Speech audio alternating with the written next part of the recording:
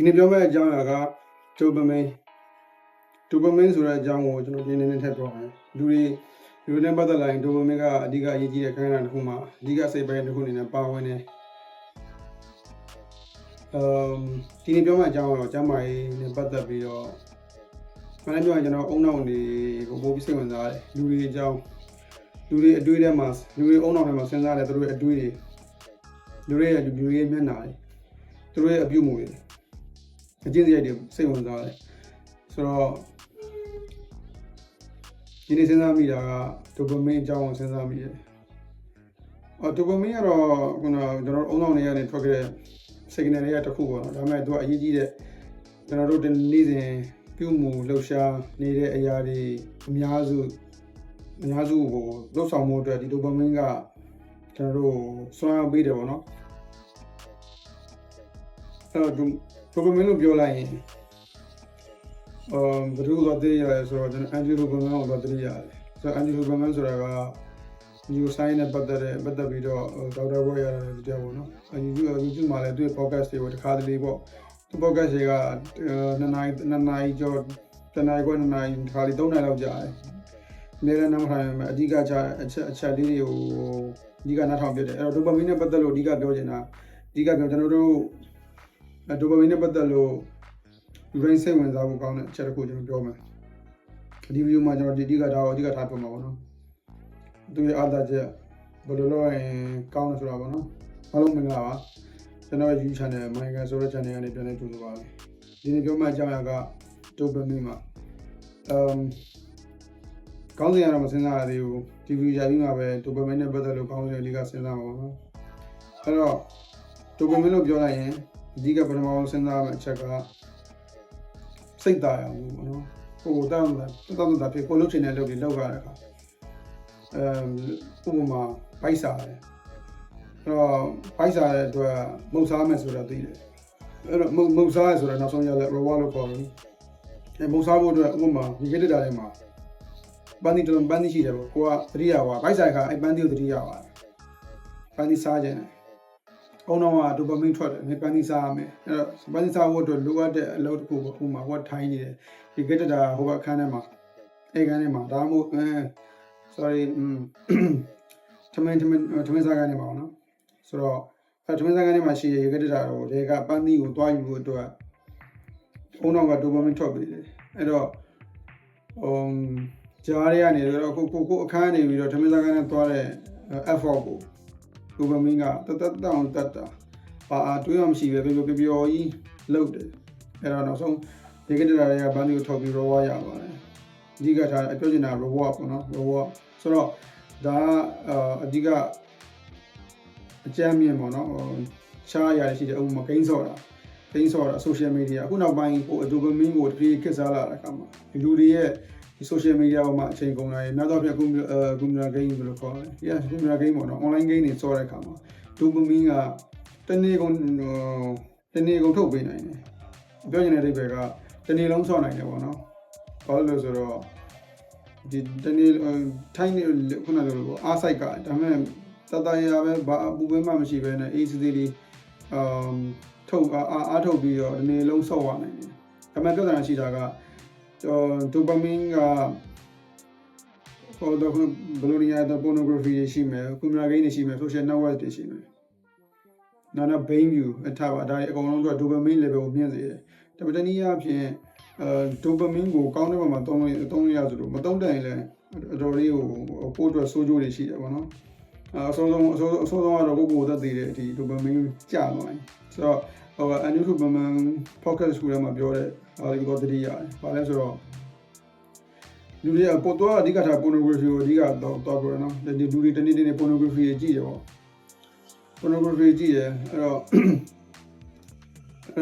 pornography ကြည့်နေတဲ့တော့ကိုပုံကြပဲဖြစ်ဖုံးမဖြစ်ခိုင်းရတယ်ပုံအဲ့တော့အဓိက reward က pornography ကြည့်နေတာအဲ့တော့အုံနောက်ကဒိုပါမင်းကိုအမြင့်ဆုံးထုတ်ပေးတယ်ဆိုတော့ဖုံးမဖြစ်ကူများဖြစ်ကိုခါပြီးခိုင်းလိုက်ပြီးအရှင်ဖြစ်သွားပြီpornography ဖွင့်လိုက်တဲ့အချိန်နောက်ဆုံးကို reward တွေရတယ်ဒါပေမဲ့ဒီ reward ကအမြင့်ဆုံးခဏရပြီးတော့ ကိုကြည့်ပြီးတာနဲ့တော့ဒုံးနဲ့ပြန်ကြသွားတာ pornography ရဲ့ထုံစံကဆိုရင်မှာလို့ dopamine ရဲ့ထုံစံကအဲ့တော့ dopamine ကပြန်ကြသွားတဲ့အခါမှာ dopamine မှာသူ့မှာ default line ဆိုတာရှိတယ်ဆိုတော့0ပဲထားပါလို့အဲ့တော့ pornography ကြည့်မယ် dopamine စထွက်လာပြီအဲ့တော့ခုဖုန်းတွေကိုများရောအသုံးပြုပြီးတော့ကြည့်လိုက်နောက်ဆုံးကိုလိုချင်တဲ့ခုနစိတ်ချတဲ့ကိုရပြီဆိုရင်ပြီးသွားပြီဆိုတော့ dopamine ကထိုးကြတဲ့အခါမှာဘယ်လိုဖြစ်လဲဆိုတော့တစ်ခါကြလေ0ရဲ့အောက်ကိုကြပါလို့ဆိုတော့ baseline တနည်းအားဖြင့် default line အောက်ကို dopamine ကြတယ်ပြောချင်တာ pornography ဟိုဟာမျိုး communication လိုဟာမျိုး social network လိုဟာမျိုးက dopamine အများကြီးထွက်တယ်အများကြီးထွက်လေကိုဒါဒီကိစ္စကြီးပြီးသွားလို့ပြန်ကြတဲ့အခါမှာလည်းဒုံးနဲ့ပြန်ကြတယ်အဲ့တော့ဟိုပြန်ကြတဲ့အခါမှာ default line ကိုမထိန်းနိုင်ဘဲနဲ့ default line အောက်ကိုဖြည်းကြလာတယ်ကြာလာတဲ့အခါဘာဖြစ်ဆိုတော့နောက်တစ်ခါပြန်လဲဒီလိုခံစားမှုပြန်ရဖို့အတွက်ကတိကျပို့ပြီးတော့အားစိုက်တဲ့ပိုကောင်းတဲ့အရာတွေကိုပို့ပြီးသုံးနေလာတယ်အဲ့တော့ pornography နဲ့မလုံလောက်တော့ဘူးဆိုတော့ခုနက online game တွေကုန်ဆော့တယ်နောက်ဒီချက်မလုံလောက်တော့ဘူးမွေးစေးဝါးရေလုံးဝကြိုးစားလာတယ် dopamine ကတိကျကောင်းတာတွေပဲအုံနောက်က dopamine ကလိုချင်တော့တာနော် pornography နဲ့တော့မတိုးတော့ဘူးနောက်ဆိုအဲ့လိုတပြေးဆိုးလာဘာလို့လဲဆိုတော့ပြန်ကြတဲ့အခါမှာ dopamine က default line တော့အောက်ကိုကြာသွားတဲ့အတွက်နောက်ဆုံးဘာဖြစ်လဲဆိုတော့ကိုလိုချင်တဲ့ဟာဘာလို့စိတ်မကျင်တတ်တော့ဘူးခုနပြောတဲ့စိတ်ကျန်းမာရေးနဲ့ပတ်သက်တဲ့အရာအများကြီးခံစားလာဒီတစ်ခုအဲ့တော့အနည်းခုမှပြောတာက dopamine ကိုအကောင်းဆုံးအသုံးချပြီးတော့ကိုအနာကကောင်းဖို့ပေါ့နော် dopamine ကိုကောင်းသုံးချဖို့လိုတယ်လို့သူကထည့်ပြောပါတယ်အဲ့ဘယ်လိုသုံးချမလဲဆိုရင်ဒီခုန pornography ကိုများများဆကြည့်တာနောက်တစ်ခုcommunication တွေနောက်တော့ news ပေါ့နော်ဒီကသတင်းတွေကြည့်ကျင်တဲ့အတွက်ဖုန်းတွေ computer တွေခဏကန်ဖြစ်တယ်အဲ့တော့ကိုထိန်းချုပ်ကမှာကဒီdopamine ကမရှိမဖြစ်လိုရတဲ့အရာတစ်ခုဒီတဲ့ dopamine တွေအင်းရဖြစ်မကုန်ခန်းသွားအင်းရဖြစ်ကောင်းမွန်တဲ့အသုံးချပြီးတော့ကိုဘွားတလန်အတွက်ကောင်းအသုံးချနိုင်ဖို့အတွက် dopamine ကိုချင့်ချိန်သုံးဖို့လို့သုံးရမယ်လို့အဲ့ဒီခုပမာကဆိုကျင်ညာပေးတော့တာပေါ့နော်အဲ့တော့ခုန dopamine ထွက်တဲ့အနည်းအများကြီးရှိတယ်အဲ့ဒီမှာကိုကအချင်းချင်းပြီးသုံးမယ်လိုအပ်တာထက်ပိုမသုံးခုက news ဆိုလဲနေ့စဉ်သတင်းတွေအများကြီးတက်နေတာပဲကိုစိတ်ပါရနေပဲပုံမူတည်ပြီးတော့ဒါပေမဲ့ခုနမနက်မိုးလင်းဒါနဲ့ဖုန်းကင်တော့မနက်မိုးလင်းဒါနဲ့ဖုန်းတော့ကင်တယ်ဖုန်းကင်တဲ့အကြောင်းရှိတယ်ဖုန်းလေးထားလို့လည်းမဟုတ်ဘူးကင်လို့ကောင်းလို့လည်းမဟုတ်ဒါတစ်ပိုင်းပေါ့နော်အဓိကသတင်းကြည့်ရင်လို့တနည်းအားဖြင့်ဂိမ်းသမားဆိုလည်းဂိမ်းဆော့ခြင်းလို့ဖုန်းကင်တယ်အဲ့တော့မနက်စောစီဒီ dopamine release ဖြစ်တယ်ဒီအကျင့်အများအားပါပါတယ်အနေတိုင်းဖုန်းကင်ပြတယ်အဲ့တော့ dopamine ကခုနphysically ပေါ့နော်ဒီအုံနောက်ထဲမှာဖြစ်တယ်တခြားပြောမှဆိုရင်လည်းကိုယ့်ရဲ့အချိန်ကြီးတော်တော်များကိုဖုန်းတို့ကွန်ပျူတာတို့ခုခေတ်ပေါ့နော်အနည်းဆုံးအနေထားဖုန်းတို့ကွန်ပျူတာတို့လည်းအချိန်ကုန်သွားပြီးတော့ကိုတကယ်လိုအပ်တဲ့လူရသုံးရမယ်နေမှာမသုံးပြတော့ဘဲနဲ့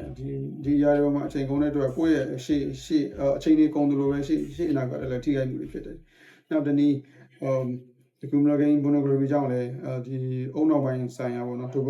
dopamine release များတဲ့အတွက်စိတ်ကြယောဂတွေဖြစ်နိုင်နေများတယ်အဲ့တော့ကိုယ့်ရဲ့physically လည်းမကောင်းဘူး mentally ပိုင်းလည်းမကောင်းဘူးဆိုတော့dopamine ကိုအကောင်းဆုံးအသုံးချပြီးတော့ကိုဘွားရှေ့လန်းတိုးတက်ဖို့အတွက်ကောင်းမွန်အသုံးချပြီးတော့လောက်ဆောင်နိုင်မှာဆိုရင်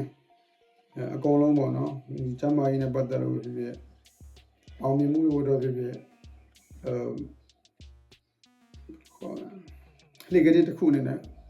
လေကလေးတစ်ခုအနေနဲ့အသုံးပြုလို့ရမယ်လို့ကျွန်တော်ပြောလိုက်တယ်ဆိုတော့အကြည့်နေတဲ့ပိဿတွေရောဘယ်လိုမြင်လဲအောက်ကကွန်မန့်မှာဝင်ဆွေးနွေးတော့ရပါတယ်dopamine ကအရေးကြီးတဲ့ကိစ္စလေအရေးကြီးတဲ့အရာတစ်ခုဖြစ်တယ်လူတိုင်းအနိုင်ငယ်လောက်တော့လိလာထိုင်ကိုကောင်းတယ်ပေါ့နော်ကျွန်တော်လည်းအခု dopamine ကြောင့်ကိုဆက်ပြီးတော့စဉ်းစားပြီးတော့နော်အဲဒီမှာ podcast လေးနောက်ထောင်ပြီးတော့ဒီနေ့လိုအပ်ဒီပြောမဲ့အကြောင်းအရာကို dopamine ကြောင့်ပြောနေကောင်းဆိုတော့ကိုယ်တိုင်လည်းထိန်းချုပ်ဖို့ကြိုးစားရမှာပေါ့နော်